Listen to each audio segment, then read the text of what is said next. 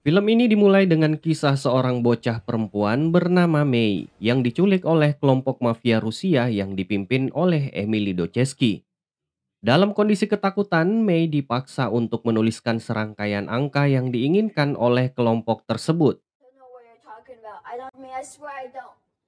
Sejak kecil, Mei dikenal sebagai anak yang luar biasa pintar, terutama dalam bidang matematika, dan bahkan mampu mengalahkan gurunya dalam perhitungan yang kompleks. 遵守你的意思，但是你的 Karena kemampuannya yang luar biasa, pihak sekolah merasa bahwa Mei harus dipindahkan ke sekolah khusus. Dan saat dalam perjalanan pulang tanpa diduga, Mei pun lalu diculik. Adegan kemudian berpindah ke sebuah arena pertarungan bebas. Di tengah kerumunan penonton yang terlihat sosok petarung bernama Luke Wright yang sepertinya menghajar habis lawannya hingga kritis dan membuatnya harus dibawa ke rumah sakit. Hal itu membuat sang ibu dari anak muda tadi menjadi murka dan menyalahkan Luke karena membuat anaknya menjadi koma. Karena kejadian tersebut, Luke langsung mendatangi promotor pertarungan, seorang pria bernama Barkau. Tanpa basa-basi, Luke memberikan bogem mentah kepadanya, sebab memberikannya lawan yang masih amatir. Akan tetapi Barkau justru menyalahkan Luke karena seharusnya Luke sudah menyerah di ronde kedua. Karena hal itu, pihaknya harus kalah jutaan dolar. Selain itu juga, mafia Rusia yang bernama Emily ternyata memasang taruhan yang sangat besar untuk pemuda tadi dan berjanji akan menghabisi dan mengejar Luke. Kita berpindah ke Mei yang dibawa ke markas mafia Tiongkok yang dipimpin oleh Han Jiao. Di sana, Mei dipaksa menunjukkan kemampuannya menggunakan sempoa dan mengancamnya dengan kondisi ibunya yang sedang sakit. Sementara itu, di tempat lain, Luke yang kembali ke rumahnya menemukan istrinya yang bernama Amy telah dibunuh oleh mafia Rusia. Sementara Luke sendiri tidak dibunuh, dengan syarat ia hidup menggembel dan tidak boleh berkomunikasi dengan siapapun. Dan jika tidak patuh, mafia itu tidak akan segan menghabisi nyawanya. Sementara itu, anak buahan yang bernama Kuan sedang bertemu dengan Kapten Wolf. Ia adalah seorang polisi korup yang bekerja sama dengan mafia demi mengenyangkan perutnya sendiri. Kali ini, Wolf membantu membuat dokumen dan paspor palsu agar Mei bisa dibawa ke luar negeri oleh mereka. Untuk itu, sebagai imbalan atas jasanya, Wolf meminta bagian 10% dari keuntungan di wilayah kampung Cina Bros 21 dan Brooklyn. Tetapi, Kuan hanya menyetujui memberikan jatah hanya dari kampung Cina saja. Dengan kecerdasan yang dimilikinya, Mei menghitung secara detail semua pendapatan, kerugian, dan keuntungan yang didapat oleh mafia Tiongkok. Karena penasaran, Kuan pun kemudian bertanya tentang pendapatan dari kasinonya. Ketika Mei menyebutkan angka yang menunjukkan adanya kerugian, pengelola kasino langsung mendapatkan pukulan keras dari Kuan. Namun tidak berhenti di situ, Kuan segera mengeluarkan senjatanya dan menembaknya. Sementara itu, Luke yang kini hidup sebagai tunawisma hanya bisa makan dan tidur di rumah penampungan. Saat melihat seorang gelandangan lain yang kakinya terluka, Luke merasa iba dan tanpa ragu memberikan sepatunya kepada orang itu. Saat hendak tidur, Mei menerima kabar buruk bahwa ibunya telah meninggal di rumah sakit. Kini ia benar-benar sebatang kara, tanpa keluarga yang tersisa. Ayahnya sudah lama menghilang entah kemana sejak ia masih bayi. Di pagi harinya, Luke terbangun dengan perasaan terkejut ketika mendapati bahwa pria itu telah tewas. Yang lebih aneh lagi, sepatu yang sebelumnya dikenakan pria tersebut kini menghilang.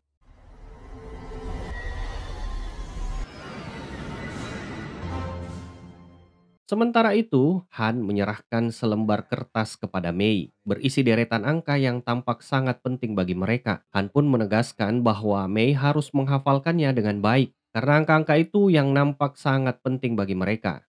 Ternyata tidak butuh waktu lama, Mei pun langsung menghafalnya. Di sisi lain, Luke yang begitu menderita kembali dibuat makin sengsara ketika seseorang menabraknya dan merampas dompetnya. Dan saat itulah ketika berada di sebuah toko, Luke pun dikagetkan dan ia dibawa oleh seorang polisi yang ternyata mengenalinya.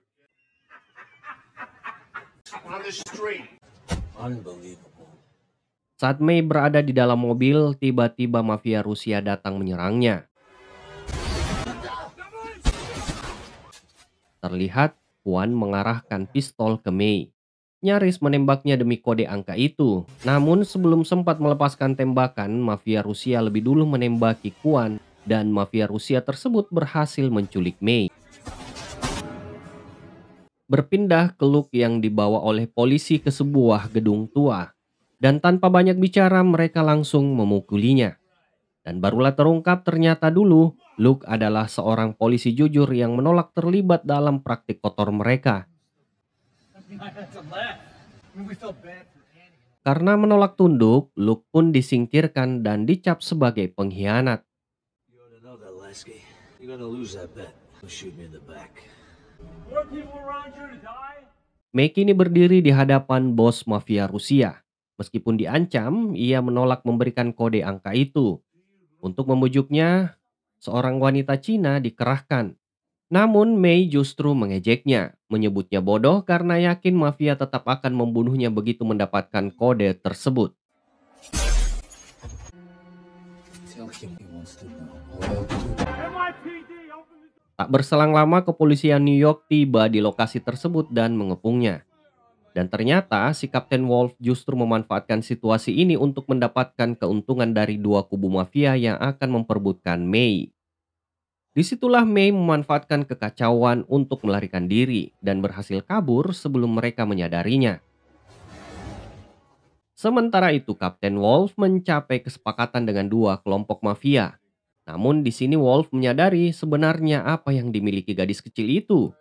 Olehnya itu, para polisi korup pun berbalik arah. Sekarang mereka memiliki misi yang sama dengan para mafia, yaitu menemukan Mei sebelum pihak lain mendapatkannya.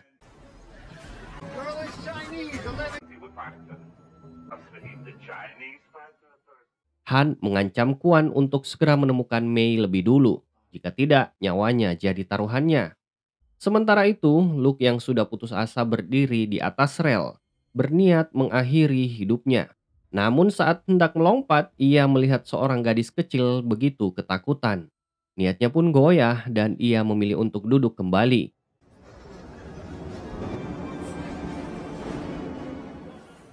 Tak lama kemudian, sekelompok mafia Rusia, orang-orang yang membunuh istrinya muncul dan berusaha menangkap Mei.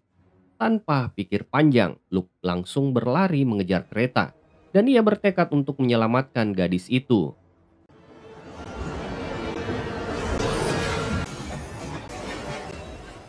Setelah berhasil masuk di dalam kereta dan dengan brutal melakukan perlawanan.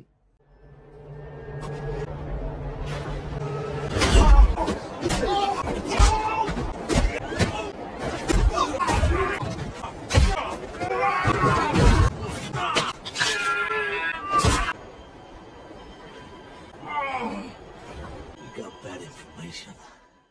Luke kemudian melepaskan tembakan sebagai balas dendam kematian istrinya. Dan setelahnya Luke kemudian mencoba mendekati Mei yang sangat ketakutan. Sesampainya di stasiun, Mei pun nyaris dibawa oleh para polisi korup yang dulu adalah rekannya. Luke pun kembali berhasil menyelamatkan Mei dan segera kabur dari para mafia Rusia yang ternyata masih mengejarnya.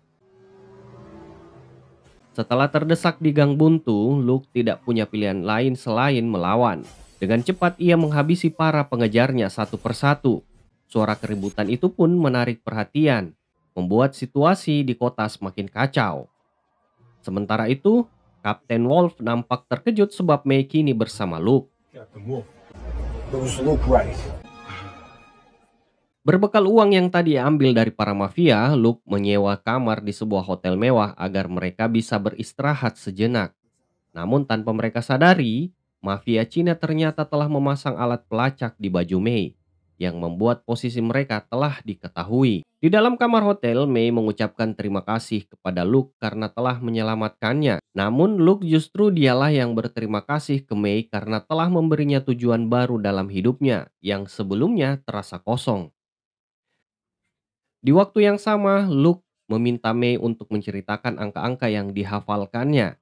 Setelah mendengarkan dengan seksama, Luke sadar kalau angka-angka itu adalah kode berangkas yang sangat penting. Itulah alasan mengapa mafia Rusia dan Cina mati-matian mengincarnya. Bahkan kini polisi korup pun ikut memburunya. Tidak berselang lama, Kwon dan anak buahnya tiba di hotel. Tanpa basa-basi, mereka memaksa petugas hotel untuk memberikan nomor kamar tempat Luke dan Mei menginap. Situasi pun memanas hingga akhirnya terjadi baku tembak dengan petugas keamanan hotel. Mendengar suara tembakan, Luke pun mulai curiga bahwa keberadaan mereka telah diketahui karena alat penyadap. Dan benar saja, setelah mencari, ia mendapati alat penyadap yang telah dipasang di seluler milik Mei. Sontak, Luke segera meminta Mei mencatat kode brankas itu dan segera kabur dari sana. Namun saat sampai di ruang makan hotel, mereka justru mendapati bahwa komplotan mereka sudah menguasai tempat itu. Jadi tidak ada kata lain, Luke harus melawannya dengan brutal.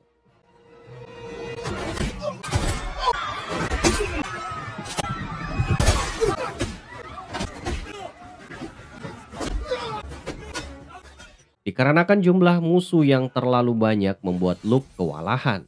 Ia tak bisa meladeni mereka semua sekaligus. Dan saat Kwon hampir menarik pelatuk untuk menembaknya, Luke dengan cepat melompat keluar jendela, menggunakan salah satu anak buah Kwon sebagai tumpuannya. Namun situasi tidak berjalan sesuai harapan. Mei kembali ditangkap oleh Kwon. Sementara Luke harus kembali melarikan diri saat polisi tiba di lokasi.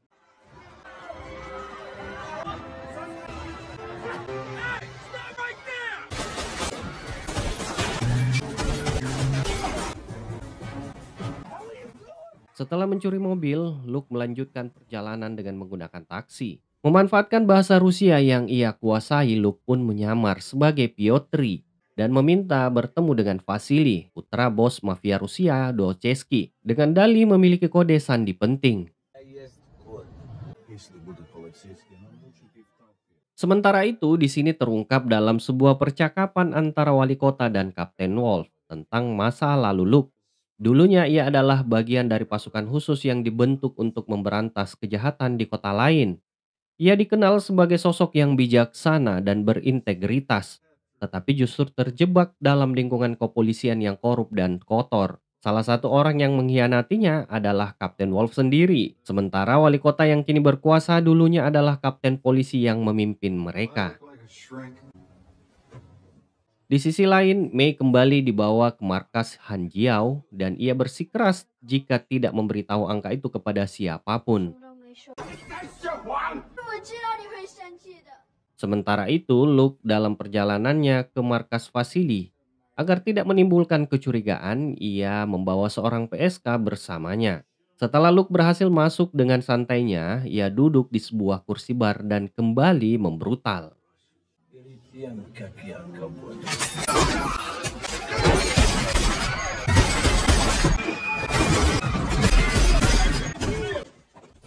Ia meminta lokasi brankas yang dikabarkan berisi 30 juta dolar. Kemudian Luke memanggil 5 orang polisi korup itu termasuk Kapten Wolf. Luke menawarkan kesepakatan akan membagi uang itu menjadi 6 bagian. Dari perbincangan itu terungkap bahwa brankas tersebut berada di kasino milik Han Jiao.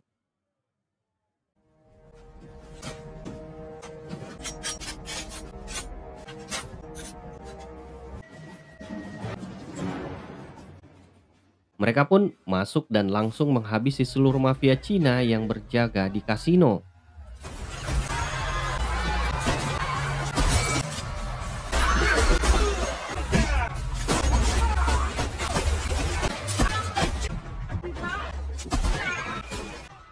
Setelahnya mereka langsung turun menuju lokasi penyimpanan brankas.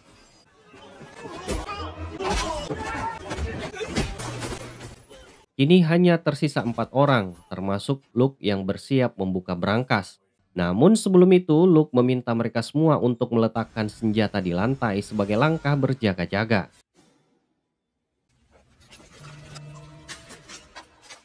Saat kode terakhir akan dimasukkan, Luke tiba-tiba berbalik menembak 2 polisi korup hingga tewas dan melukai Kapten Wolf. Ia keluar dengan membawa uang 30 juta dolar.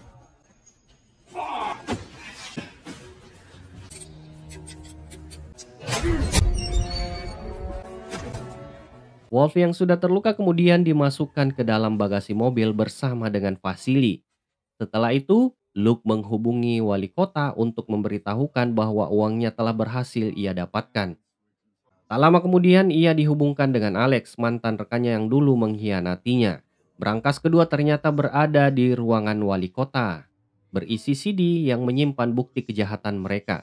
Di sini, Luke kemudian memaksa Alex untuk membawa May kepadanya jika ingin mendapatkan uangnya.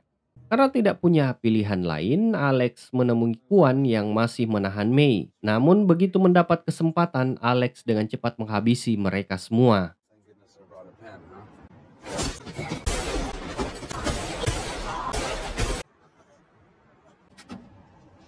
Not as far as you're concerned. Di rumah dinas wali kota, Luke berhasil menyelinap dan memaksanya menyerahkan CD yang berisi bukti kejahatan mereka.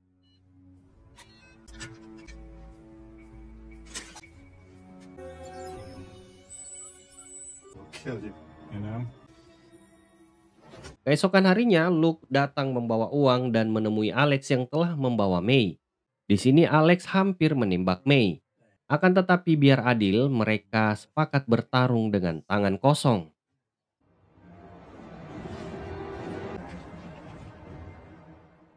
Namun di luar dugaan, May mengambil pistol dan menembak Alex lebih dahulu. Tanpa ragu, Luke juga ikut melepaskan tembakan dan Alex pun tewas seketika diberondong peluru. Setelah semuanya berakhir, Luke membebaskan Kapten Wolf dan dengan santai memberinya Rp50.000 untuk pulang naik angkot. Sisa uang $30 juta dikurangi Rp50.000 itu akhirnya dikembalikan kepada Han Jiao sebagai pemiliknya. Namun sebelum pergi, May memperingatkan Han Jiao untuk tidak pernah mengejarnya lagi jika tidak ingin dunianya berakhir. Merasa dihina oleh seorang anak kecil, Han Jiao memilih untuk meninggalkan segalanya dan pulang ke kampung halamannya di Cina. Sementara itu, Luke memutuskan untuk merawat dan membesarkan May, menjadikannya bagian dari hidupnya. CD yang berisi bukti kejahatan itu tetap ia simpan sebagai jaminan untuk menjaga keselamatan mereka. Dan dengan itu film pun selesai. Terima kasih sudah menonton. Nantikan alur film seru lainnya dengan menekan tombol subscribe biar kalian dapat notif manis dari Mimin. Semoga kalian terhibur. Bye bye.